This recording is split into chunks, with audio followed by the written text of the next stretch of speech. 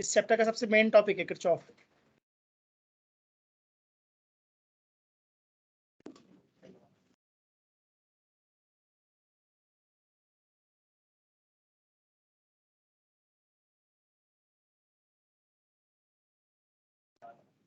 चलो देखते हैं भाई क्या कहना चाह रहे हैं। किसी को आइडिया है किरचॉफ लॉ का? फर्स्ट लॉ और जंक्शन लॉ।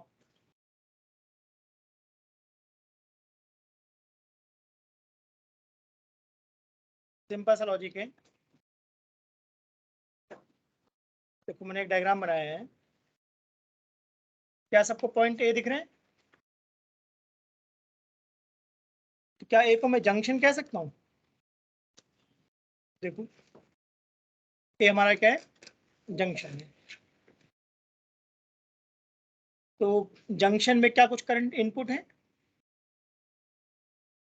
जैसे अगर पॉइंट ए पे देखो तो क्या पॉइंट ए पे कोई करंट आ रही है? I1 एंड I2 ए के पास आ रही है क्या?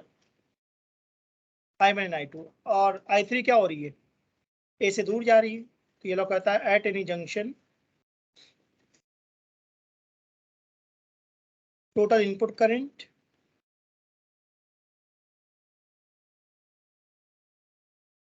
Is equal to total output current.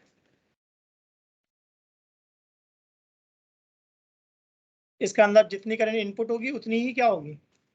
Output. तो क्या मैं ऐसा कह सकता हूँ I1 plus I2 is equal to I3? ठीक बात है। ए पे इनपुट हमारी कौन सी है? I1 and I2। और आउटपुट कौन है? I3। कभी कभी पूछ लेता है फर्स्ट लॉ किस पे बेस्ड है, तो उसको हम बोलेंगे based on law of conservation of charge.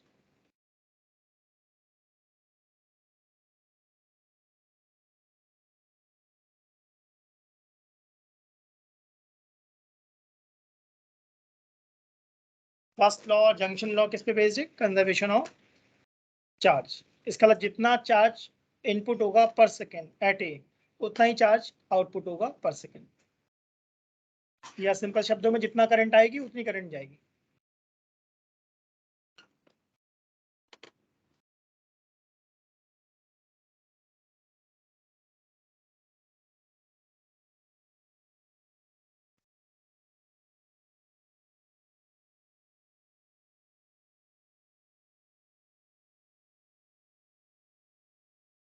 क्या सबको जंक्शन बी दिख रहे हैं? अब क्या लगता है क्या लिखना चाहिए मुझे बी पर? बताओ। बी पे कितनी करंट आ रही है? I4 आ रही है एंड I6। तो I4 plus I6 equal to, बिल्कुल सही है, परफेक्ट। और जा कौन सी रही है? क्या I5 और I7 दूर जा रहे हैं? बस तो I4 plus I6 should be equal to I5 plus I7।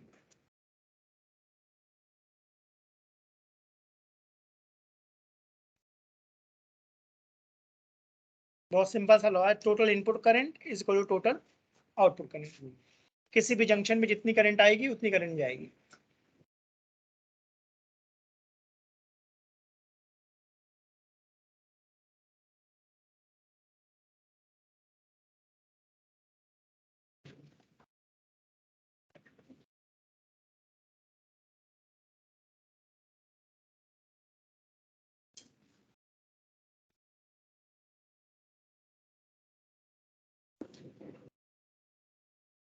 अगर क्लियर हो तो आगे बढ़े।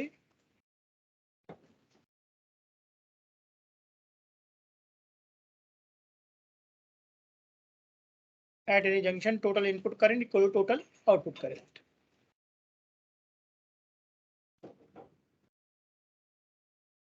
ठीक है। इसका एक थ्योरेटिकल प्रूफ है, वो भी बता देता हूँ। पहले ये स्लाइड नोट हुई या नहीं हुई? अगर नोट हो गई हो तो आगे बढ़े। कर लो जल्दी से कर लो। इन पे न्यूमेरिकल्स आएंगे एग्जाम में।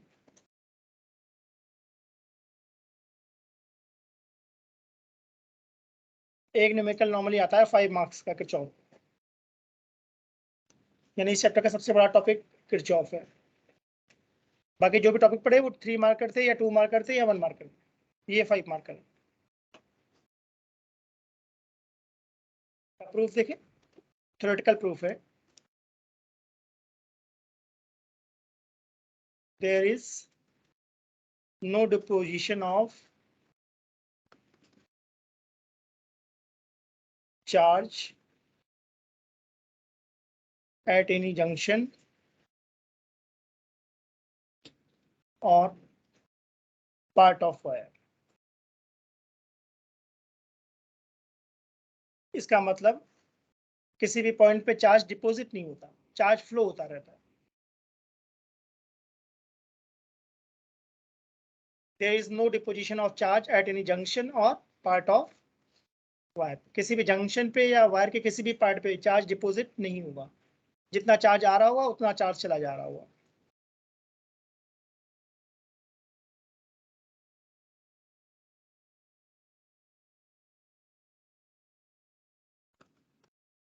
कोई बता सकता है I5 कितना होगा?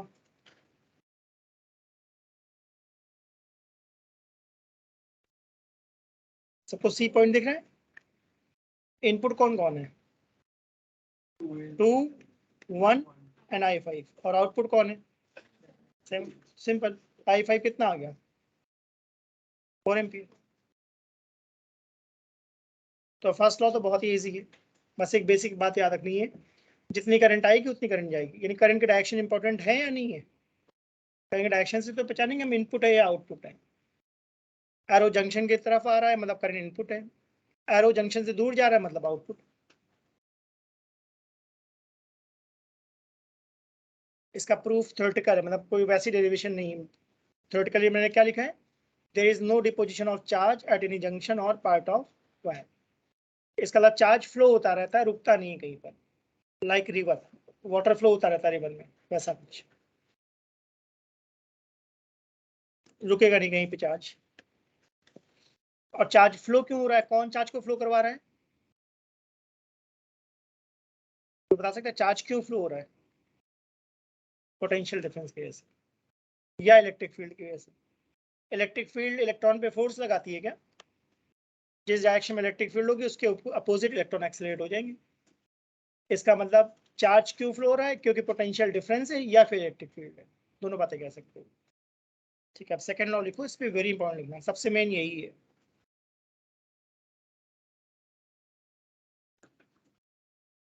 लूप लॉ,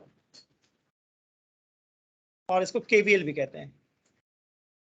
लूप लॉ, हाँ, लूप लॉ और केवीएल, किरचॉफ वोल्टेज लॉ भी कहते हैं।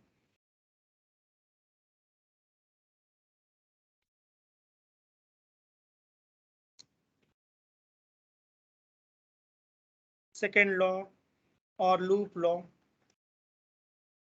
और केवीएल सब एक ही बात है। तो पहले इसका स्टेटमेंट देख लेते हैं, स्टेटमेंट क्या है इसका। सम ऑफ पोटेंशियल डिफरेंस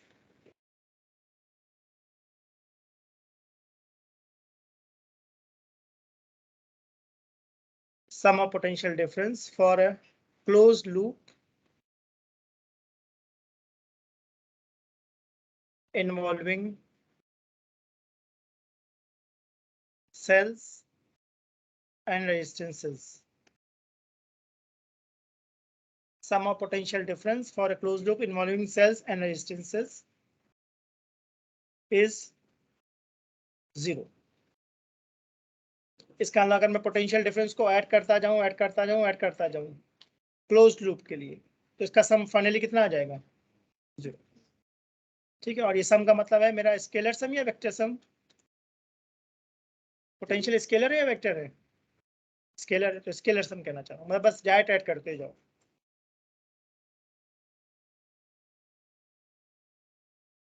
ठीक है, इसका प्रूफ भी थ्योरेटिकल है। Potential depend on location, exam में ये बात जरूर लिखना, potential depend on location.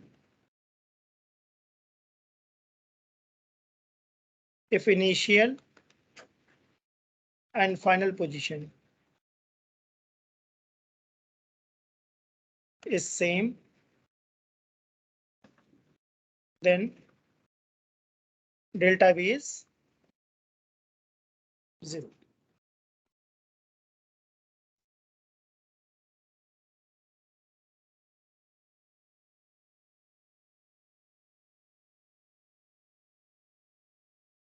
because v final equal to v initial.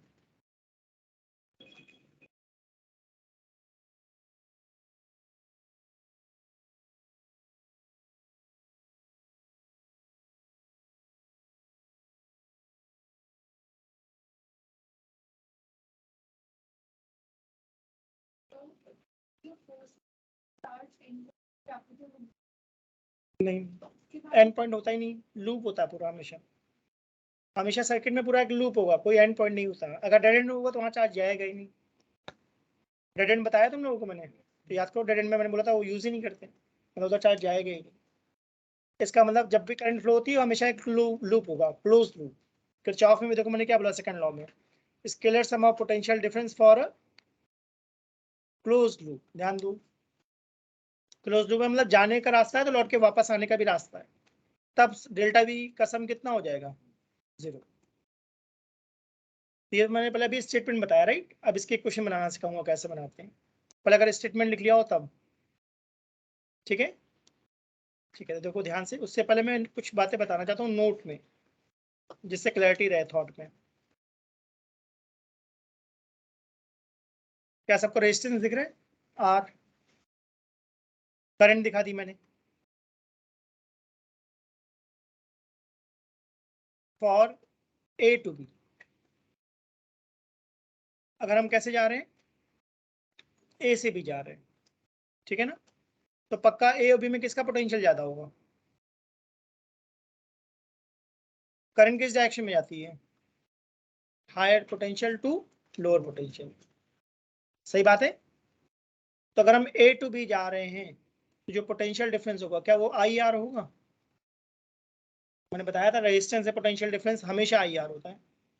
और इस आई आर में मैं पॉजिटिव लगाऊंगा या नेगेटिव, नेगेटिव, क्योंकि हम ए से कहाँ जा रहे हैं, बी, तो पोटेंशियल गेन हो रहा है या लॉस हो रहा है, लॉस हो रहा है। अगर तुम बी टू ए आना चाहते हो तब मैं आई आर लिखूंगा, बट कैसा, तब पॉजिटिव लिखूंगा। तुम लोगों को लॉजिकल लग रहा चाहिए। अगर ए से बी जा रहे हो तो क्या हम हायर पोटेंशियल से लोअर पोटेंशियल की तरफ जा रहे हैं। एग्जाम्पल लिख देता हूँ, सपोज ए का पोटेंशियल कितना है 10 वोल्ट, बी का कितना है 2 वोल्ट, तो ए से बी जाने पे कितना पोटेंशियल लॉस हुआ 8 वोल्ट, सही बात ना। बट अगर हम बी से ए जा रहे हैं तो पोटेंशियल गेन हो गया, पोटेंशियल डिफरेंस कितना गेन हुआ 8 वोल्ट। तो ये साइन इंपॉर्टेंट है, ध्यान रखना। इसका मतलब अगर लूप की डायरेक्शन लिख देता हूं मैं, if direction of loop and current is same, then take minus IR.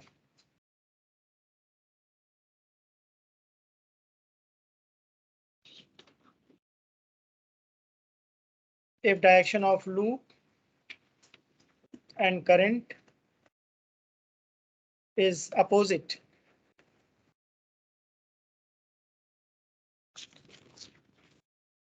then take plus IR.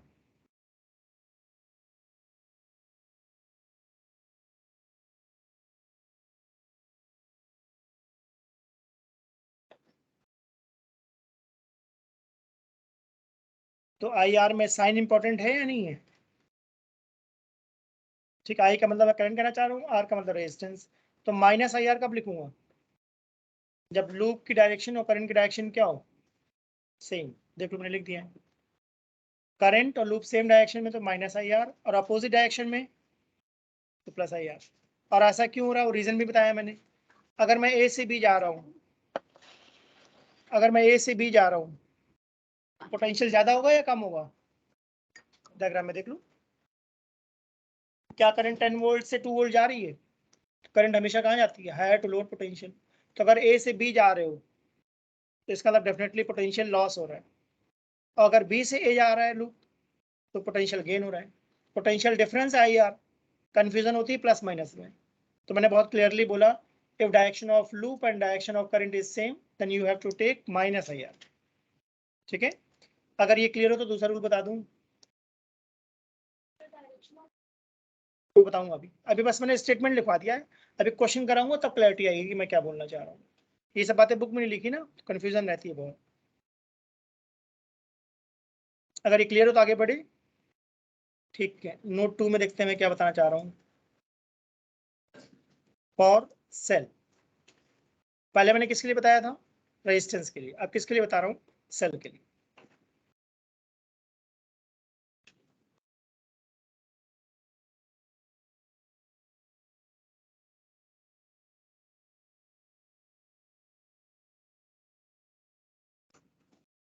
For a to B, क्या हमें ये बात क्लियर है? बड़ी लाइन का मतलब पॉजिटिव होता है, छोटी लाइन का मतलब नेगेटिव होता है। ठीक, हम लोग कहाँ जा रहे हैं? A to B. A to B कौन जा रहा है? लूप जा रहा है, राइट? ठीक है, तो ध्यान से, जब ए से बी चलना शुरू होंगे तो बैटरी मिली, बैटरी पे हमेशा जंप करना है। बैटरी पे ध्यान दो, मैंने करंट नहीं दिखाया है, इसका मतलब सेल में करंट की डायरेक्शन इंपॉर्टेंट नहीं है, किसी भी डायरेक्शन में दिखा दो कोई दिक्कत नहीं। लूप की डायरेक्शन इंपॉर्टेंट है। तो अगर मैं ए से बी जा रहा हूँ तो मुझे पहले बैटरी मिली कौन? E1। बैटरी पे मैंने कहा जंप करो, और साइन लो हमेशा फाइनल वाले के। तो फाइनली पॉजिटिव है या नेगेटिव है? तो -E1। मैं ऐसे बोलता हूँ, पॉजिटिव का मतलब क्या है? हायर पोटेंशियल, सही बात है ना? और नेगेटिव का मतलब क्या है? Lower potential. तो हम अगर पॉजिटिव से नेगेटिव जा रहे हैं तो पोटेंशियल ज़्यादा हो गया या कम हो गया? कम हो गया, तो माइनस हो गया। या ऐसा समझ लो, पॉजिटिव का मतलब, दोबारा बताता हूँ, किसी और तरीके से बताता हूँ। पॉजिटिव का मतलब मैंने बोला है करोड़पति, ऐसे समझो। और नेगेटिव का मतलब मान लेते हैं लखपति। अब हमारा लूप कहाँ से कहाँ गया है? पॉजिटिव से नेगेटिव। ए से बी जा रहे हैं क्या? तो बैटरी पे जंप करा, तो फायदा हो गया या नुकसान हो गया? बताओ भाई। बस -E1 लगा दूँ और आगे बढ़े। अब E2 मिला क्या मुझे? E2 पे जंप करा, तो इस बार जंप हमने कहाँ से करा है? नेगेटिव से पॉजिटिव। तो साइन किसके देखने हैं? फाइनल वाले के। तो इस बार मैं दोबारा क्या लिखूंगा? E2 प्लस E2 या -E2? ठीक है।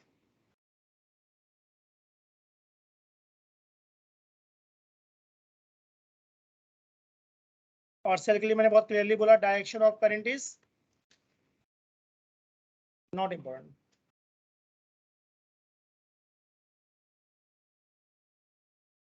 इसका मतलब सेल में हमेशा किसकी डायरेक्शन देखनी है? लूप की। Direction of loop is important.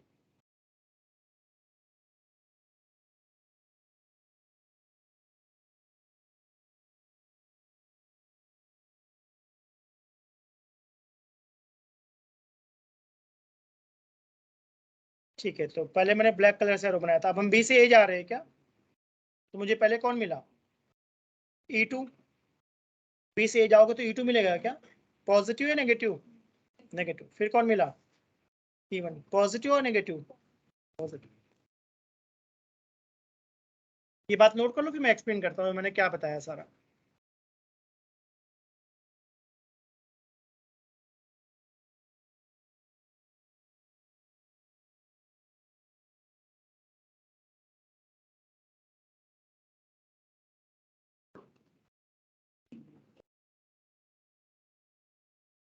अभी जब मैं पूरा सर्किट बनाऊंगा तो क्लियर हो जाएगा कि मैं क्या बोलना चाह रहा हूँ। बस इसको नोट कर लो, नोट 1 और नोट 2 में क्या बताना चाह रहा हूँ।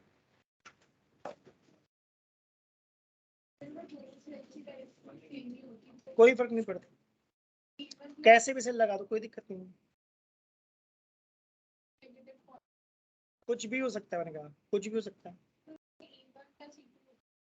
जो आना होगा आ जाएगा अपने आप ही, सोचना ही नहीं है। बस सिंपल से तुम्हें क्या करना है, तुमको बैटरी पे जंप करना है और फाइनल के साइन देख लो। तो दोनों पॉजिटिव हो सकते हैं, दोनों नेगेटिव हो सकता है, नेगेटिव पॉजिटिव हो सकता है, पॉजिटिव नेगेटिव। सोचते नहीं, बस लिखते जाओ, अपने आप आंसर आता जाएगा। सेल कैसे लगे किरचॉफ में इंपॉर्टेंट ही नहीं है ना। किरचॉफ में ये बात इंपॉर्टेंट है कि तुमने सेल को कैसे लगाया, कैसे भी लगाओ आंसर आएगा। एक बनाता हूँ ना क्वेश्चन, देखो। अगर ये नोट कर लिया हो तब। मैंने बोला था इस चैप्टर में अगर तुमको किरचॉफ आता है तो ये चैप्टर आता है। इससे आइडिया लगा लो कितना इंपॉर्टेंट टॉपिक है ये। चलो, मैं तुम लोग समझाने के लिए क्वेश्चन बनाता हूँ, देखना ध्यान से।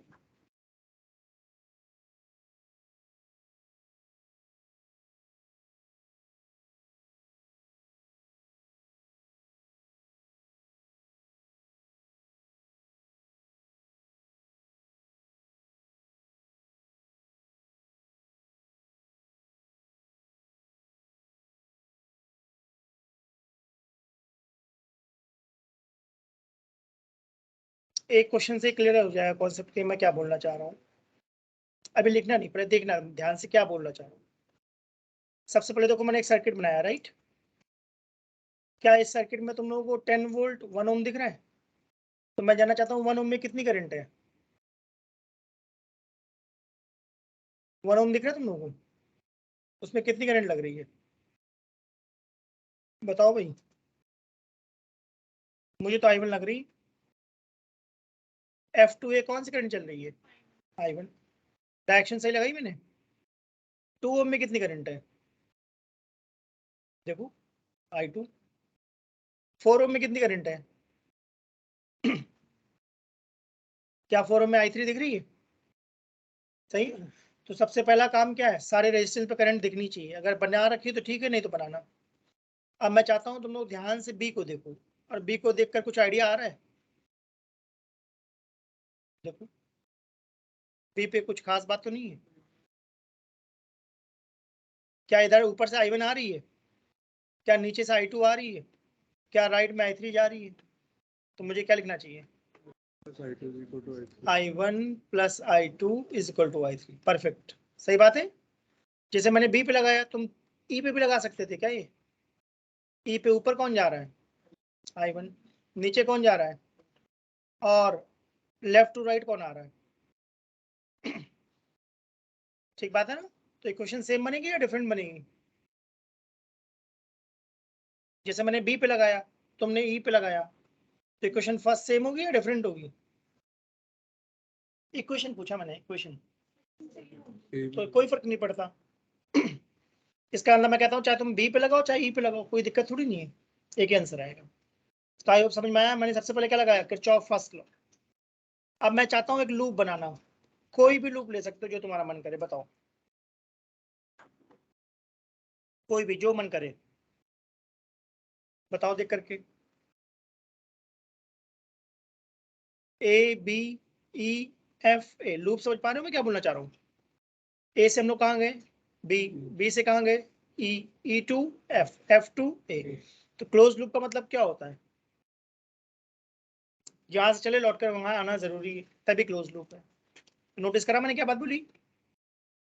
अगर ए से स्टार्ट करा तो लौट कर ए पे आना, किसी भी रास्ते से हो। चलो तो देखो बनाते कैसे हैं, अब सुनना ध्यान से। ए से मैं बी जा रहा हूँ, क्या मुझे कोई रजिस्टर या कोई सेल मिला? नहीं मिला, छोड़ दिया, आगे बढ़ो। बी टू ई, क्या कोई रजिस्टर या कोई सेल मिला? क्या मिला बताओ? तो क्या लिखूंगा? 4I3, ठीक है ना? अब पॉजिटिव और नेगेटिव तुम लोग बताओगे। लूप किधर जा रहा है? B to E. करंट किधर जा रहा है? B to E. Same direction है क्या? तो कॉपी में पढ़ो, देखो मैंने बताया। मैंने बोला हमारा लूप कहाँ जा रहा है? A B E F A. ध्यान से देखना, नहीं तो इसके बाद के सारे टॉपिक तुम्हारे हिल जाएंगे। किरचॉफ बहुत ही मेन है, बहुत ही आसान है, ध्यान सुनो बस। ए से मैं बी गया, क्या मुझे कोई रेजिस्टेंस या कोई सेल मिला?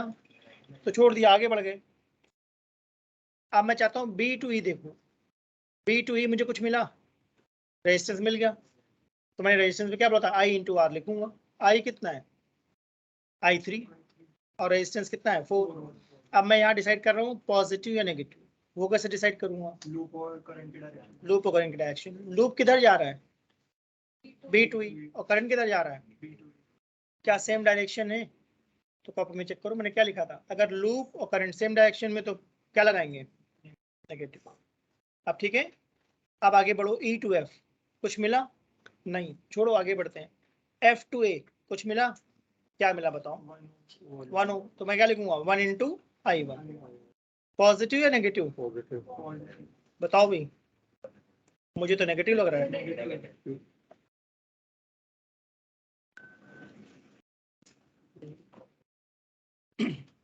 देख लो ध्यान से, लूप किधर जा रहा है? F2A। करंट किधर जा रहा है? F2A। तब देखो सेम डायरेक्शन है या अपोजिट? तो पॉजिटिव या नेगेटिव? तो बस नेगेटिव डाल दिया। और आगे बढ़ने में मुझे क्या मिली? बैटरी। बैटरी पे मैंने क्या बोला था? करंट की डायरेक्शन इंपॉर्टेंट है या जंप करना पड़ता है? करंट किधर भी आ रही कोई फर्क नहीं पड़ता, हमारे लूप को जंप करना पड़ेगा। तो जंप करने पर 10 वोल्ट आ गया क्या? अब +10 या -10? Very good. क्यों +10? क्योंकि फाइनली प्लस पे आ गए, ठीक है ना। तो हमने चलना कहाँ से शुरू करा था? ए से, और वापस कहाँ पे आ गए? तो पोटेंशियल डिफरेंस का सम कितना होना चाहिए? 0। सही है, ठीक बात है ना। क्या मुझे फर्स्ट इक्वेशन से I3 की वैल्यू पता है? पता है तो डाल दो। ठीक लिखा मैंने? क्या नेगेटिव कैंसिल आउट कर सकता हूँ? तो 100 करके क्या बन जाएगा ये? मुझे लगता है बन जाएगा 5I1 + 4I2 = 10। बताओ भाई, सही है गलत है? बस ध्यान से सुनना, बहुत ही ज्यादा आसान किरचॉफ है, ज्यादा नहीं पढ़ना, ज्यादा पढ़ोगे तो कंफ्यूज हो जाओगे। मैंने देखो बस 5-10 मिनट पढ़ाया किरचॉफ, इससे ही हमारा सारा काम हो जाएगा। चलो, कोई और लूप का नाम बताओ। B C D E B, ये बनाना चाहते हो? चलो बनाते हैं। B C D E B, सबको दिखा पाथ? कैसा भी बना सकते हो, मन का जो तुम्हारा दिल करे वो लूप ले लो, कोई रूल नहीं, जो मन करे वो ले लो। तो हमने लिया है B C D E B। B to C कुछ मिला तो छोड़ दिया, आगे बढ़े। C to D कुछ मिला, क्या मिला? बैटरी। तो बैटरी पे आ गया 20। अब प्लस या माइनस? क्योंकि बैटरी पे मैंने क्या बोला था, हमेशा लूप को जम करना पड़ता है। तो जम करके कहाँ पहुंचा? माइनस में। बैटरी पे करंट की डायरेक्शन देखने को मैंने मना करा है, करंट किधर जा रही कोई फर्क नहीं पड़ता। ठीक बात बोली? चलो आगे बढ़ो, फिर क्या मिला? तो मिला, तो मैं लिखूंगा I × R 2I2 positive negative, बहुत बढ़िया। अब आ रहा समझ में ना, करंट उल्टा चलेंगे तो। चलो D2E कुछ मिला, हमें रेजिस्टेंस या सेल ढूंढना होता है, तो D2E कुछ नहीं मिला। E2B कुछ मिल रहा है मुझे, क्या मिल रहा है बताओ? 4I3, ठीक है ना, पॉजिटिव नेगेटिव, बस खत्म, हो गया सब। आया? अब इस बार मैं क्या करने वाला हूँ, क्या I3 को ओपन कर दूं? हमारे इस क्वेश्चन में कितने अननोन थे? 3 करंट थी ना, I1 I2 I3। मैथ्स कहती है अगर तुम्हारे पास 3 अननोन है तो तुम्हें कितनी इक्वेशन बनानी पड़ेगी? 3। तो पहली मैंने किससे बनाई? किरचॉफ फर्स्ट लॉ से। सेकंड मैंने किससे बनाई? किरचॉफ सेकंड लॉ से, लूप वाले से। ठीक है, थर्ड भी मैंने किससे बनाई? किरचॉफ सेकंड लॉ से। तो मुझे लगता है ये ऐसा कुछ बन जाएगा, 2I2, अच्छा सॉरी, ये 4I3 को तो मैंने ओपन कर दिया राइट, इक्वल टू लिखना चाहिए मुझे ना, = 20। कुछ कॉमन तो नहीं है? मुझे लगता है 2 से डिवाइड करने में फायदा है, कर दो डिवाइड, थोड़ा हो सकता है कैलकुलेशन आसान हो जाए, ऐसा लग रहा है। तो क्या बन गया ये? 2I1 + 3I2 = 10। सही। अब इक्वेशन 2 और 3 को ध्यान से देखो, सिंपल मैथ्स लग रही है मुझे। क्या I1 I2 में 2 इक्वेशन बन गई है? अब इसको हमें क्या करना है, सॉल्व करना है। ठीक है, तो या तो I1 के कोफिशिएंट को इक्वल कर लो या I2 के कोफिशिएंट को, किसको करना चाहते हो बताओ? I1 के, ठीक है। तो इक्वेशन 2 में मुझे क्या दिख रहा है? 5I1, और इसमें क्या दिख रहा है? तो इक्वल करने के लिए मैं क्या करूंगा? मल्टीप्लाई करूंगा। किससे कर दूं? फर्स्ट वाले को 2 से और सेकंड वाले को करो और बताओ कितना है, सॉल्व करो और बताओ I1 I2 कितना आ रहा है।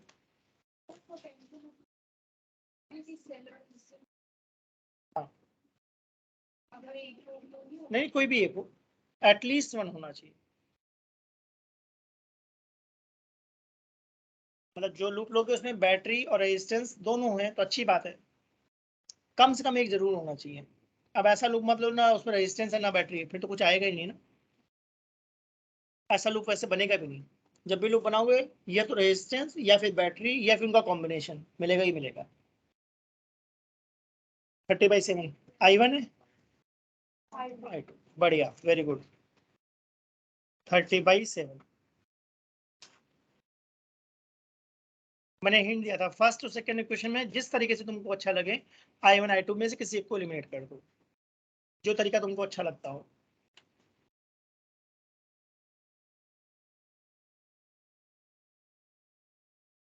अगर I2 आ गया तो I2 की वैल्यू डाल दो सेकंड या फर्स्ट इक्वेशन में, सॉरी सेकंड या थर्ड इक्वेशन में।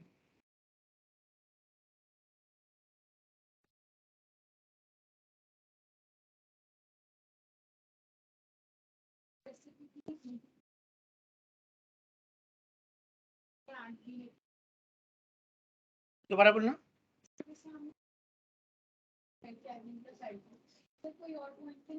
देखो देखो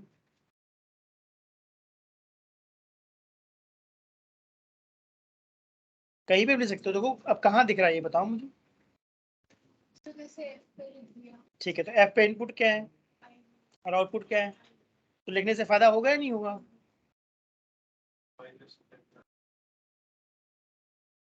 कितना? -10/7। और फर्स्ट इक्वेशन से I3 कितना आ जाएगा?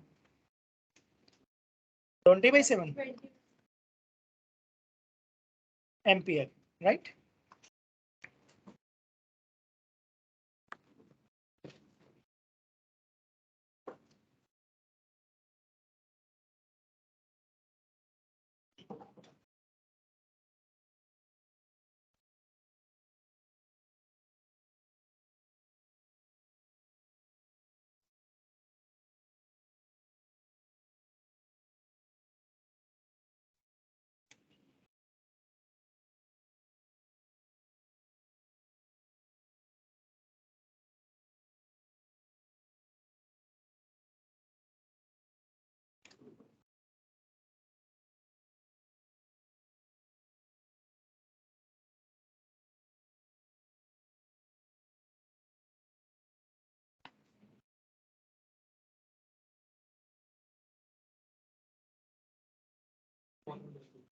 सब लोग करके देखो, आ रहा नहीं आ रहा?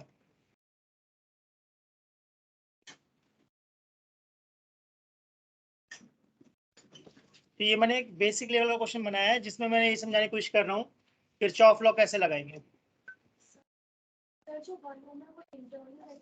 कोई फर्क नहीं पड़ता, पता नहीं इंटरनल एक्सटर्नल क्या फर्क पड़ता है, कोई फर्क ही नहीं पड़ता।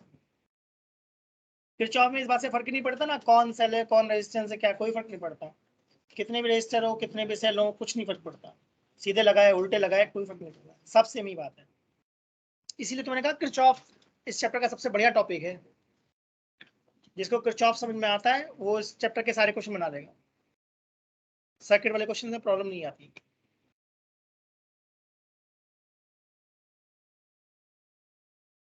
अगर ये क्लियर हो तो क्वेश्चन और बनाऊं मैं, अगर सबको समझ में आता है तब।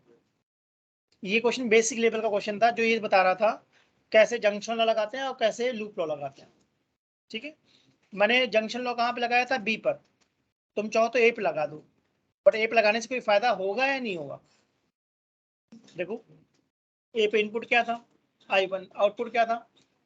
तो कोई फायदा नहीं है लगाने से। बी पे लगा के देखो हो रहा है फायदा, सी पे लगाने से कोई फायदा नहीं, ई पे लगाने से सेम ही बात है। देखो ए पे क्या आ रहा है और क्या जा रहा है, I1 तो कोई फायदा नहीं हुआ ना लिखने का। इसके अलावा हम जो जब भी इक्वेशन बनाएंगे तो इक्वेशन ऐसे बनाएंगे जिससे कुछ वैल्यू हम निकाल सकें। अगर तुमने एक इक्वेशन बनाई I1 दूसरी बनाई I2 तीसरी बना दी I3 सॉल्व होगा नहीं होगा? नहीं। ठीक बात बोली। चलो तो एक क्वेश्चन मैं बनाता हूँ या बुक का कराता हूँ, बुक से कराता हूँ तुम लोग को।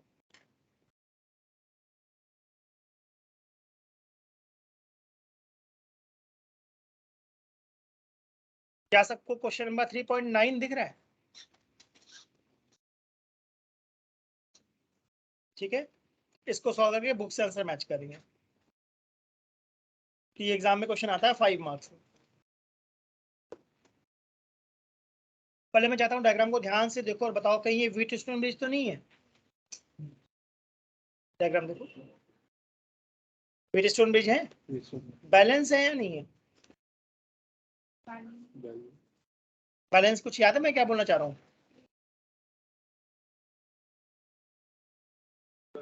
ठीक है, मैंने बोला था R1/R2 निकालो भाई। R1/R2 कितना आ गया 10/5 और R3/R4 निकालो कितना आ गया, तो सेम आया डिफरेंट आ गया। इसका मतलब ये ब्रिज बैलेंस नहीं है। अगर ब्रिज बैलेंस नहीं है तो इसका मतलब B to D करंट जाएगी या नहीं जाएगी, जाएगी। सही है। अगर ये ब्रिज बैलेंस होता तो मैं किरचॉफ कभी भी नहीं लगाता, क्योंकि किरचॉफ लगाना टीडियस वर्क है। क्या 3 इक्वेशन बनाओ फिर बैठ के सॉल्व करो तो टाइम लगेगा, राइट। तो किरचॉफ मेरी फर्स्ट चॉइस है या लास्ट चॉइस है, लास्ट चॉइस है। जब कुछ नहीं कर सकते तब किरचॉफ लगाते हैं। लॉजिकल लगा मेरी बात। जब एग्जाम में क्वेश्चन आया और सीरीज पैरेलल से सॉल्व हो रहा है तब कभी भी किरचॉफ मत लगाना। किरचॉफ तो तब लगाते हैं जब हम फंस जाते हैं, ना सीरीज समझ में आ रहा है ना पैरेलल समझ में आ रहा है, या फिर वीटो ब्रिज आ गया और वो बैलेंस नहीं है। अगर बैलेंस है तो कोई दिक्कत नहीं, फिर तो सीरीज पैरेलल से सॉल्व कर दूंगा। किरचॉफ तब लगाऊंगा जब वीटो ब्रिज आ गया है और वो बैलेंस नहीं है, या फिर कोई ऐसा कॉम्प्लेक्स सर्किट आ गया है जो सीरीज और पैरेलल समझ में नहीं आ रहा, तब लगाएंगे। चलो तो ठीक है, लगाने की कोशिश करते हैं। सबसे पहला रूल मैंने क्या बताया था किरचॉफ आते ही दिमाग में क्या आना चाहिए। देखो मैंने थोड़ा सा जूम कर दिया, देखो ध्यान से।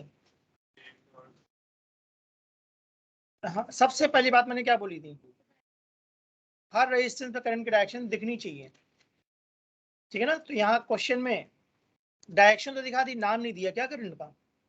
तो जब एग्जाम में क्वेश्चन आएगा तो दो टाइप के क्वेश्चन आएंगे। कुछ क्वेश्चन होंगे जिनमें करंट का नाम ऑलरेडी लिखा हुआ होगा, I1 I2 I3। कई बार ऐसे क्वेश्चन आएंगे जिनमें करंट का नाम नहीं लिखा होगा। तो अभी फिलहाल इस क्वेश्चन में नाम लिखा है, नहीं लिखा, नहीं लिखा। चलो नेमिंग करते हैं। नेमिंग भी वाइजली करना। वाइजली का मेरा मतलब ऐसा नहीं I1 I2 I3 I4 I5 लिखे चले जा रहे हो। अब तुमने अगर I5 तक करंट बना दी तो आइडिया लग रहा है कितनी क्वेश्चन बनानी पड़ेगी, 5। अगर 5 क्वेश्चन बनानी पड़ेगी तो सॉल्व करने में बहुत टाइम लगेगा क्या। इसका मतलब हम कोशिश करते हैं कि हमारा जो क्वेश्चन है वो I1 I2 से सॉल्व हो जाए। मैक्सिमम हुआ तो कितनी करंट लूंगा मैं, I3। अगर I3 से ज्यादा हो रहा है तो फिर मुझे दिखाना वो क्वेश्चन। इसका मतलब किसी भी सर्किट में 3 करंट से ज्यादा नहीं बननी चाहिए। अगर 3 से ज्यादा बन रहा है तो इसका मतलब किरचॉफ लगाना फिर बहुत ही टेढ़ा काम हो जाएगा। क्यों हो रहा है समझ में आ रहा है। 4 इक्वेशन को सॉल्व करना आसान है, मुश्किल है काफी ज्यादा मुश्किल हो जाएगा, टाइम बहुत लगेगा। मेरा कहने का मतलब सॉल्व तो हो जाएगी बट रिकमेंडेड नहीं है कि 4 करंट को तुम किरचॉफ लगाओ। तो इसका मतलब जो हम करंट निकालेंगे कोशिश करेंगे कि कितनी करंट से काम चल जाए, 2। मैं तो चाहता हूँ कि हर बार कितनी करंट निकालनी पड़े, 2, I1 I2 बहुत मजबूरी में मुझे I3 लेना पड़ता है कि अब नहीं हो सकता सॉल्व तब मैं I3 लूंगा। अगर कोई ऐसा क्वेश्चन आया जहां पर मुझे I1 I2 I3 I4 लेना पड़ गया तो इसका मतलब फिर अलार्मिंग सिचुएशन है। इसका मतलब अब उस क्वेश्चन में प्रॉब्लम आ जाएगी, ठीक है ना। तो जब भी किरचॉफ क्वेश्चन करना कोशिश करना मैक्सिमम 3 करंट लेना। एंड प्रेफर्ड करंट कितनी बोली मैंने, 2।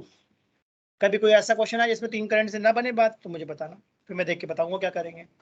तो चलो स्टार्ट करते हैं। ए से बी वाले को कुछ नाम दे दें। अभी देखना करंट कैसे बना रहा हूँ, I1 देखा। ए टू डी वाले को I2 कह दूं, देख लो ध्यान से। सही, जो करंट ए से बी गई थी क्या वहां फिर से उसके 2 रास्ते दिख गए, है ना। एक नीचे जा रहा है, नीचे वाले को I3 कह दूं, सही है। तो अब मुझे बताओ बी टू सी कितनी जा रही है, I4 या फिर कुछ और, या I1 प्लस I3 या I1 minus I3। I1 minus I3 देखो ध्यान से, I3 तो चला गया ना, देखो ध्यान से, माइनस ठीक लिखा है मैंने क्या बोला था, करंट को वाइजली बनाना है। ऐसा नहीं I4 I5 लिखे चले जा रहे हो फिर सॉल्व नहीं होगा। इसका मतलब बी पे मैंने क्या लगाया, जंक्शन लॉ। भाई I1 आ रहा था, I3 चला गया नीचे तो बचा कितना, I1 माइनस I3, ठीक बात है। अब डी पे देखो, डी पर, डी पे क्या दिख रहा है, I2 प्लस I3 डी पे मुझे लेफ्ट से I2 दिख रहा है, ऊपर से I3 तो राइट पे क्या दिख रहा है, माइनस I2 प्लस I3। ध्यान से देख लो, किरचॉफ पे 50 क्वेश्चन बन सकते हैं, मैं 50 तो नहीं सॉल्व करवा सकता ना, मैं तो 1 या 2 सॉल्व करवाऊंगा, बाकी सब कहूँगा खुद से करूँ। इसलिए ध्यान से देख लो मैं क्या बता रहा हूँ, सारे क्वेश्चन में यही करना है। अब मैं सी पे देख रहा हूँ, सी पे क्या आ रहा है, ऊपर से आ रहा है I1 माइनस I3, हाँ, नीचे से आ रहा है I2 प्लस, I2 तो C से कितना बाहर जाएगा? I1 plus I2 plus I2। सोच लो आराम से, सही है। तो 10 ओम पे कितना जा रहा है जो बैटरी के साथ लगा हुआ है? I1 प्लस I2 सही ना। ए पे कितनी करंट आ रही है नीचे से? I1 plus I1 plus I2, और कितनी जा रही है? Which is logical. इसका हमने करंट का डिस्ट्रीब्यूशन बिल्कुल परफेक्ट बनाया है। सही बात बोली? देखो ध्यान से, क्या नीचे से I1 प्लस I2 आता हुआ दिख रहा है? देखा मेरी बात में क्या बोलना चाह रहा हूँ, है ना? अब देखो I1 plus I2 ध्यान से, देखो सब बना हुआ डायग्राम है, ध्यान से तुमको देखना है बस कि मैं क्या बोल रहा हूँ। तो मैंने बोला किरचॉफ लगाना मेरी फर्स्ट चॉइस है या लास्ट चॉइस है? क्योंकि किरचॉफ में समझ में आया ना, लंबी लंबी क्वेश्चंस बनती हैं, और मैं चाहता हूँ कि I1 I2 I3 I4 बने, या I1 I2 से काम हो जाए, I1 I2 से काम हो जाए। मजबूरी में मुझे I3 लेना पड़ रहा है, क्योंकि यहाँ पर I1 I2 से बात नहीं बन रही। तो कई बार क्वेश्चन में 2 करंट से सॉल्व होगा, कई बार क्वेश्चन में 3 करंट से सॉल्व होगा। तो फिलहाल इस फिगर में कितनी करंट है? देखो I1 है, I2 है और I3, 3 करंट है। तो इसके अलावा मुझे 3 इक्वेशन बनानी पड़ेगी। अब देख के बताओ फिगर, क्या जंक्शन लॉ कहीं लगाने से फायदा हो रहा है? बात बेटा बाद में कर लेना, नहीं समझ में आएगा। मैं बोल रहा हूँ सबसे खतरनाक टॉपिक है इस चैप्टर का ये। सी पर देखते हैं, सी पे इनपुट कितना है? I1 minus I3 सी पे इनपुट देखो, नहीं सी पे इनपुट मुझे दिख रहा है B2C और D2C, I1 plus I2 और आउटपुट दिख रहा है C2M।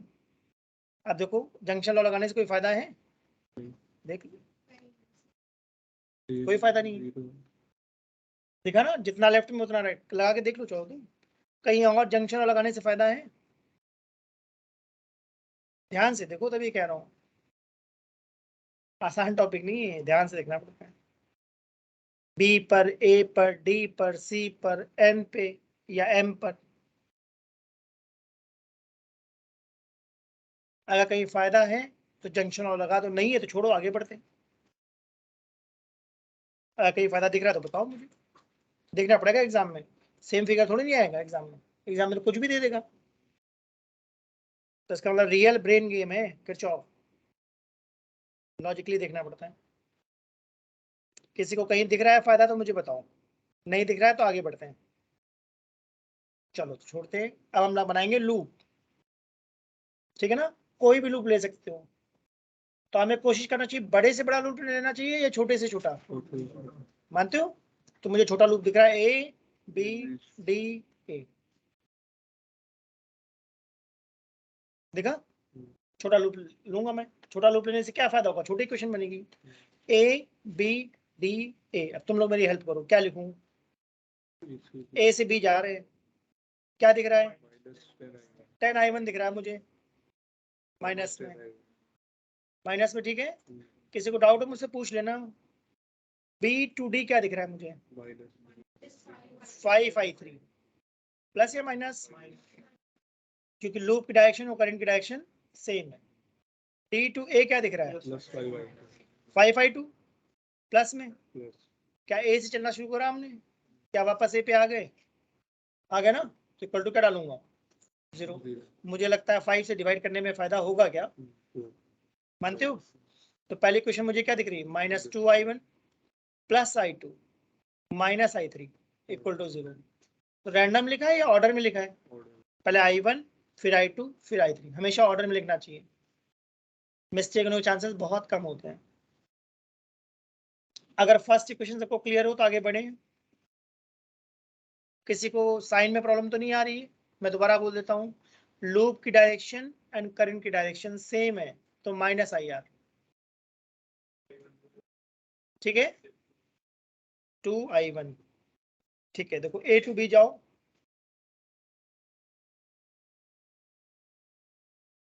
रीअरेंजमेंट तो करा है बेटा, देखो ध्यान से, रीअरेंजमेंट करा है बस, साइन नहीं बदले, नोटिस करो, मैंने रीअरेंजमेंट करा है। I2 को पहले लिख दिया, I3 को बाद में लिख दिया, ठीक है, गड़बड़ है? ठीक है ना?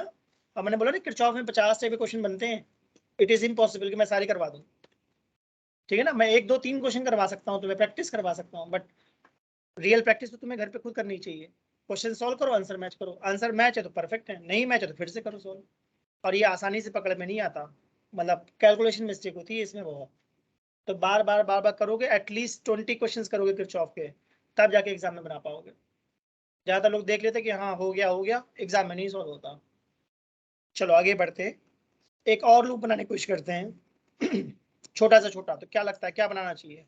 B C D B B C D B बनाना चाहते हो, चलो ठीक है। क्या लिखूं? बी टू सी क्या दिख रहा है? 5 I1 माइनस I3। साइन तुम लोग बताओगे, नेगेटिव क्लियर है। सी टू डी क्या दिख रहा है? 10 I2 प्लस I3। ध्यान दे रहे हो, पहले मैं IR लिख देता हूँ, उसके बाद साइन सोचता हूँ, प्लस या माइनस? प्लस। अब क्या दिख रहा है? D to B plus 5 I3। ठीक है, ध्यान देना, जिसको मैं I3 बोल रहा हूँ ना, कई बार बुक्स में उसको IG बोलेगा। इसका जो बीच में लगा हुआ है 5 ओम, एक्चुअली ये गैल्वेनोमीटर है क्या? स्टूडेंट में बताया था तुम लोगों को मैंने ऐसा कुछ? नहीं बताया तो कोई बात नहीं, अभी डिस्कस करेंगे। मैंने बोला बी टू डी एक रेजिस्टेंस है, जिसको मैंने नाम थोड़ी देर के लिए क्या बोल दिया है? गैल्वेनोमीटर, जिसका काम होता है करंट को मेजर करना। ठीक है, जहां मैं I3 कह रहा हूँ, कई बार बुक्स में उसको क्या बोलेगा? IG। एक ही बात है, चाहे I3 बोलो चाहे IG बोलो, नाम कुछ भी ले सकते हो। अच्छा बताओ, डी टू बी आ गए, तो जहां से ले लौट कर वहां आ गए, इक्वल टू क्या डाल दूंगा? 0। कुछ कॉमन तो नहीं है, तो 5 से डिवाइड कर देते हैं, सही है। तो अब मुझे लगता है ये क्या बन जाएगा? Minus I1 plus I3 plus 2I2 plus 2I3 plus I3 equal to 0। जब हम इक्वेशन बनाते हैं फाइनली, तो हमेशा मैंने बोला था ऑर्डर में होना चाहिए। इसका सबसे पहले मैं क्या लिखूंगा? माइनस I1, फिर मैं ढूंढूंगा किसको? I2 को, तो 2I2, और फाइनली क्या लिखूंगा? 4I3 equal to 0। सही है, ये दोनों लूप बन गए ना। अब सबसे मुश्किल पार्ट है, जिसमें सब लोग फंस जाते हैं। अब क्या करें? कितनी करंट्स हैं? 3, I1 I2 I3। मैथ्स का लॉजिक मेरा कहता है कि अगर 3 अननोन है, then you required 3 independent equations. ध्यान देना मैंने क्या वर्ड यूज करा? You required 3 independent equations. अगर डिपेंडेंट बनाओगे तो सॉल्व ही नहीं होगा। इसका मतलब थर्ड लूप वाइजली चूज करना है तुम्हें। फर्स्ट और सेकंड कुछ भी चूज कर लो, जो तुम्हारा मन करे। थर्ड लूप वाइजली चूज करना है। तो बताओ थर्ड लूप क्या बनाओगे? थर्ड लूप कर रहे हो सी ADCBA। ADCBA से आंसर नहीं आएगा। ABCMNA इससे आ जाएगा। पहले ध्यान दो, क्या हमने ABD ले लिया है? क्या हमने BCD ले लिया है? अब अगर तुम थर्ड लूप ABCDA ले रहे हो, तो गुड आइडिया या बैड आइडिया? फंसा देगा वो, आंसर ही नहीं आएगा। घर पर करके देख लेना, तुम सॉल्व करते जाओगे, 1 पेज 2 पेज 3 पेज खत्म हो जाएंगे, आंसर नहीं आएगा। इक्वेशंस पे इक्वेशन बनती जाएंगी, सॉल्व ही नहीं होगा। मैंने करके देखा हुआ है। तो मैं बहुत क्लियरली कुछ बोलना चाहता हूँ। पहले ये समझ में आया, फर्स्ट इक्वेशन मैंने कहा जो तुम्हारा दिल करे बना देना, कोई दिक्कत नहीं, कोशिश करना छोटी से छोटी। थर्ड इक्वेशन में मैं ये बोलना चाह रहा हूँ, जब भी हम किरचॉफ लगाते हैं तो कोशिश करते हैं कि जो फिगर में बैटरी दी हुई है उसको अवॉइड करें या उसको जरूर लें। जरूर लें। अगर बैटरी को नहीं लोगे तो क्या राइट में बार बार 0 बनता जा रहा है? अब थोड़ा मैथमेटिकल तुम लोगों को कुछ आइडिया हो, क्रैमर्स रूल वगैरह कुछ पढ़ते हो, डिटर्मिनेंट वगैरह पढ़ा किसी ने? मतलब मैथमेटिकल मैनिपुलेशन है कि अगर राइट में 3 इक्वेशन में 0 है तो उसका सिर्फ एक ही सोल्यूशन हो सकता है, I1 equal to 0, I2 equal to 0, I3 equal to 0, और कोई सोल्यूशन पॉसिबल ही नहीं है। अगर कुछ क्रैमर्स रूल्स मैथ्स में हो तो अभी है या नहीं है? हो सकता है, बता दिया क्या हो। मैंने एक आइडिया दिया तुम लोगों को, अगर 3 इक्वेशन बना रहे हो तो तीनों इक्वेशन के राइट में 0 होना चाहिए या किसी एक के राइट में नॉन 0 होना चाहिए? नॉन 0 होना चाहिए, तो सॉल्व ही नहीं कर पाओगे। मैथमेटिकल कंस्ट्रेंट है ये। मैं फिर से बोलता हूँ, देखो ध्यान से, मैं सिंपल लैंग्वेज में समझाता हूँ। कहीं लिखा है x plus y equal to 0, फिर लिखा है 2x plus 3y equal to 0। ठीक है, अब इसको अगर तुम सॉल्व करोगे, क्या लगता है क्या करना चाहिए? करके देख लो। इसका सिर्फ और सिर्फ एक ही सोल्यूशन आएगा, x equal to 0, y equal to 0, और कुछ आ ही नहीं सकता। चौदह करके देख लो, करके 14 देख लो। इसका मतलब मैं बोलना चाह रहा हूँ, अगर दो वेरिएबल हैं और दो इक्वेशन है, तो राइट साइड में 0 होना चाहिए या एटलीस्ट वन में नॉन जीरो होना चाहिए? एटलीस्ट वन में तो नॉन जीरो होना चाहिए। अगर दोनों इक्वेशन में राइट में 0 डाल दिया तो फिर आंसर 0 0 ही आएगा। इसका मतलब गड़बड़ है। इसका मतलब जो थर्ड इक्वेशन तुम ले रहे हो उसमें मैंने कहा हमें बैटरी लेनी ही पड़ेगी। बैटरी को इंक्लूड करना ऑप्शनल है या कंपल्सन है? कंपल्शन है, कंपल्सरी है, लेना ही पड़ेगा। तो कोई भी एक लूप बनाओ जिसमें बैटरी आ रही हो, बताओ जो तुम्हारा मन करे। A B C ए ऊपर से ले लो, ए बी से ले रहे भी ले सकते हैं। हो, कुछ भी कहीं से कोई भी लूप लो, कोई दिक्कत नहीं, बट बैटरी आनी चाहिए। बताओ भाई क्या लूँ? A B C M N A, ठीक है ना? अब मान लो कोई कहता है A D C M N A, no problem. A B D C M N A भी हो सकता है। A N M C D A हो सकता है, वही बनाएंगे। चलो कुछ भी बनाओ, सबसे वही आएगा। चलो वही बनाते जो तुमने बोला A N M C D A, right? ये क्या हो गया? A N M C D A. Loop की डायरेक्शन इंपॉर्टेंट नहीं, कैसा भी ले लो। इंपॉर्टेंट बात थी बैटरी को छोड़ना है या पकड़ना पड़ेगा। किसी ना किसी लूप में तो लेना पड़ेगा। तुमने फर्स्ट में बैटरी नहीं ली, नोटिस करा, सेकंड में बैटरी नहीं ली, तो कम से कम थर्ड लूप में तो बैटरी लेनी पड़ेगी।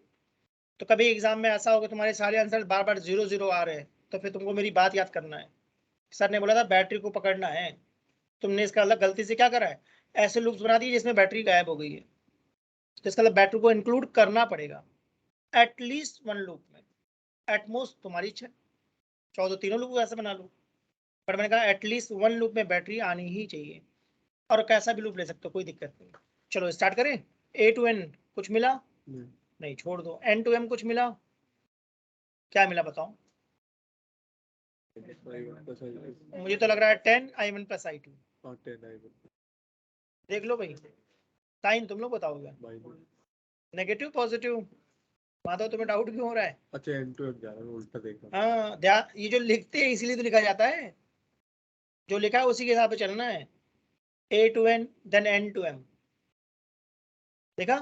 और कुछ मिला मुझे? मुझे बैटरी मिल गई। तो बैटरी पे तुम्हें क्या करना है? जंप। और मैंने बहुत क्लियरली मना करा है बैटरी पे करंट की डायरेक्शन मत देखना, सिर्फ लूप की डायरेक्शन देखते हैं। चलो एम टू सी कुछ मिला? नहीं मिला, छोड़ो आगे बढ़ो। सी टू डी कुछ दिखा? Plus 10 i2 plus i3, plus 10 सही लिखा है मैंने? चलो डी टू ए कुछ मिला? क्या मिला? Plus 5i2 equal to 0। बस बना लो, परफेक्ट है। इसको नोट करो, ये तीनों क्वेश्चन बनाओ, सॉल्व करो और आंसर मैच करो।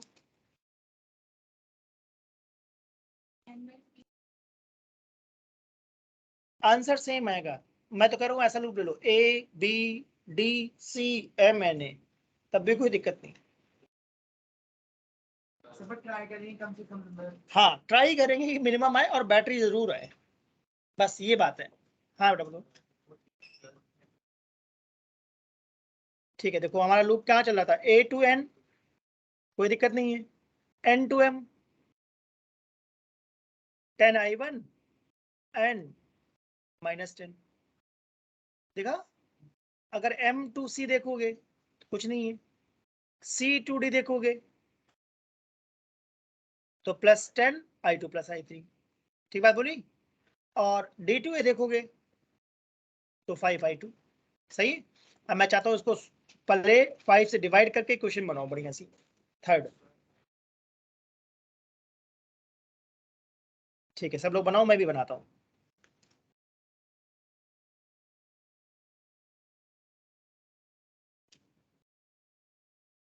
इसका मतलब बहुत केयरफुली काम करना पड़ेगा इस पे, राइट। अगर एक भी साइन गड़बड़ हुआ तो फंसा देगा ये।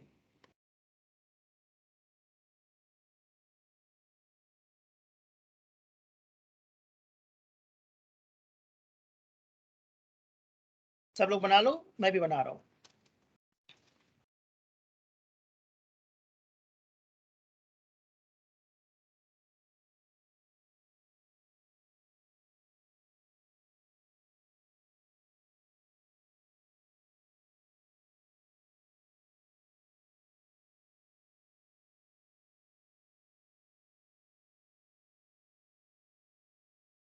चेक करो भाई, तुम लोग थर्ड इक्वेशन क्या बनी बताओ।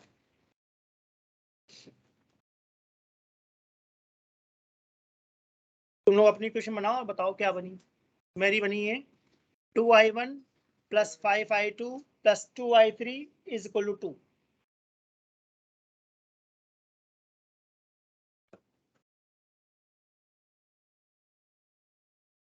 तो ये आराम से बनेगा या टाइम लगेगा इस क्वेश्चन को करने में? तो अगर 5 मार्क्स में आता है तो कम से कम 5 मिनट तो लेगा ना इसको करने में, अगर अच्छी प्रैक्टिस हुई तब। नहीं तो तुमको 10 मिनट भी लग सकता है एग्जाम में इसमें।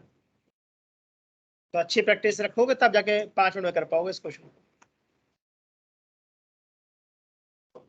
तो अभी हमारा काम डन हो गया है या अभी सॉल्व करना पड़ेगा? अभी तक जितना हमने काम करा इसके 1.5 मार्क्स मिलेंगे, half marks each equation. Correct है तब। और कॉम्पिटिटिव में आता है क्वेश्चन तो वहाँ इक्वेशन बनी हुई होती है, हमें बस आइडेंटिफाई करना होता है कौन सी क्वेश्चन करेक्ट है। कॉम्पिटिटिव में तो कभी भी नहीं लगाना चाहिए इसको किरचॉफ, राइट। सॉल्व ही करते रह जाएंगे, इतना टाइम लग जाएगा। वहां पर अगर क्वेश्चन आता है किरचॉफ वाला तो वहाँ इक्वेशन बनी हुई होती है, बस आइडेंटिफाई करना होता है। या फिर सिंपल किरचॉफ आएगा, अगर टिपिकल आया तो हाथ नहीं लगाना चाहिए। और अगर बोर्ड में आता है तो वहां तो पूरा सॉल्व करना पड़ेगा तुमको, और आता ही मैंने कहा 5 मार्क्स में। ठीक है, तो फाइनली देख लें हमारी क्वेश्चन क्या है। मैं लिखता हूँ, तुम लोग बताओ पहली क्वेश्चन क्या बनी थी। एनसीईआरटी क्वेश्चन नंबर था हमारा ये 3.9 था शायद, राइट। सबने क्वेश्चन नोट करी नहीं करी? तो मैं उसके आगे आइडिया दे दूँ। फर्स्ट क्वेश्चन थी -2i1 plus i2 minus i3 equal to 0। Check करो, यही थी -2i1 plus i2 minus i3। Second question थी -i1 plus 2i2 -i1 plus 2i2 plus 4i3 equal to 0। ठीक है। थर्ड इक्वेशन क्या थी हमारी? 2i1 प्लस 5i2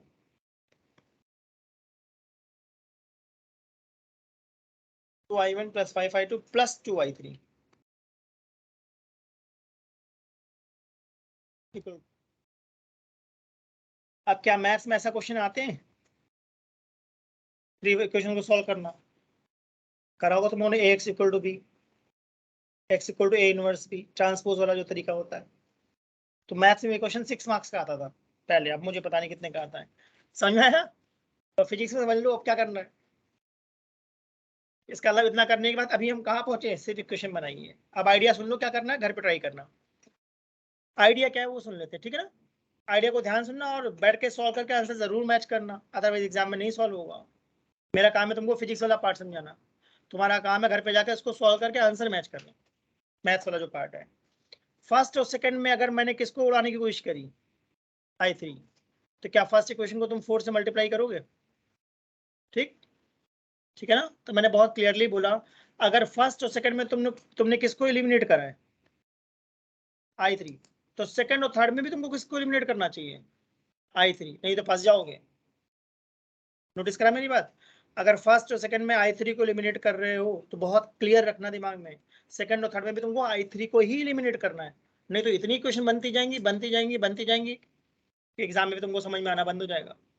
अगर फर्स्ट और सेकंड में i3 हटाया है तो सेकंड और थर्ड में भी मैं किसको एलिमिनेट करूंगा, इसका थर्ड इक्वेशन को किससे मल्टीप्लाई करूंगा, 2 से। सही है। तो क्या फर्स्ट और सेकंड को सॉल्व करके इक्वेशन 4 बनेगी? फर्स्ट और सेकंड को सॉल्व करोगे तो एक नई क्वेश्चन बनेगी ना 4, और सेकंड और थर्ड को सॉल्व करोगे तो क्या बनेगी, 5। फोर्थ इक्वेशन किसके टर्म में बनेगी, i1 i2, और फिफ्थ किस में बनेगी, I1 I2 के कुछ टर्म में, मुझे नहीं पता कितना होगा, कुछ भी आ सकता है, मैं एग्जांपल लिख देता हूँ 3I1 - 7I2 8I1 + 9I2 ऐसा कुछ इक्वल टू 3 = 7। मैंने सिर्फ समझाने के लिए लिखा है कि डेटा रॉन्ग है, ठीक है ना। अब मेरे दिमाग में क्या आ रहा है, फिर से किसी एक को एलिमिनेट करो, तो क्वेश्चन 4 और 5 में किसी एक को तुमको एलिमिनेट करना पड़ेगा।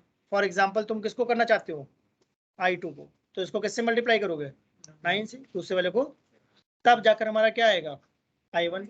उस I1 को डालोगे 4 या 5 में तो क्या आएगा I2। अब उसको फर्स्ट सेकंड या थर्ड में डालोगे तो क्या आएगा, परफेक्ट, ये काम करना है, ठीक है। तो मैंने कहा at least you have to solve 20 questions on Kirchhoff, तभी एग्जाम में बात बनेगी, ठीक है। इतना करो, नेक्स्ट टाइम आगे बढ़ते हैं। आई होप किरचॉफ सबको लॉजिक तो समझ में आ गया ना मैं क्या बताना चाह रहा हूँ, आप प्रैक्टिस करो भाई इसकी।